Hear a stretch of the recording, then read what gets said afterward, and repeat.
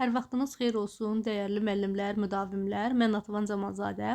Hər birinizi salamlayıram.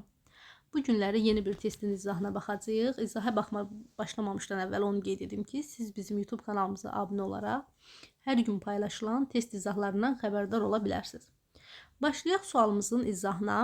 Coğrafiya dərsində Həsən məsələ həll edərkən insanın inkişaf indeksinə aid düsturu unudur və unutduğu üçün prosesi davam etdirə bilmir və müəllim şagirdə həmin düsturu təqdim edir. Müəllim hansı əks əlaqə növündən istifadə edir?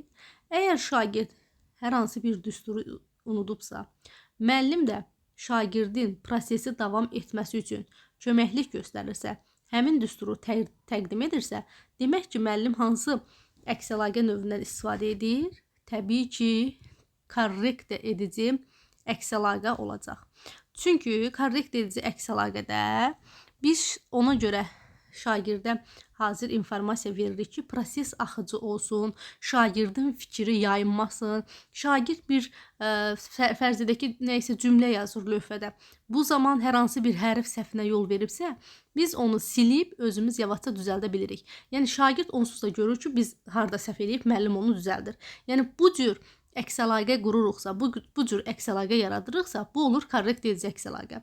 Və yaxud misal edir, məsələ edir, hər hansı bir tapşırığın icrası zamanı nəsə bir şey yadından çıxıbsa, biz onu şagirdə təqdim edirik. Təqdim edirik ki, proses axıcı olsun, şagirdin fikri yayınmasın, vaxt itkisinə yol verilməsin. Əgər bu cür əks əlaqə qururamsa, təbii ki, bu korrekt edici əks əlaqə olur. Və onu da qeyd edim ki, müəllimlər, aprel ayının sonu bizim sınaq qrupumuz açılacaq. Sınaq qrupumuzda həftədə 4 dəfə siz imtahan tipli sınaqlar işləyəcəksiniz. Həmçinin son 3-4 il ərzində MİQ və sertifikasiya düşən bütün sualların hər biri o sınaq formasında yığılıb sizə işlədiləcək. Yəni sınaq qruplarımıza qoşulmaqla siz imtahan bazanızı möhkəmləndirəcəksiniz, geniş situasiya sualları üzərində işləyəcəksiniz və bunun üçün 050 837 0305 nömrəsinə WhatsApp üzərindən yazaraq sınaq qrupumuza qeydiyyatdan keçə bilərsiniz. Və bir dəfə ödəniş etməklə imtahana qədər bu cür çətinləşdirilmiş situasiya tipli sınaqlar, həmçinin MİQ və sertifikasiyada istifadə olunmuş bütün sualları işləyəcəksiniz.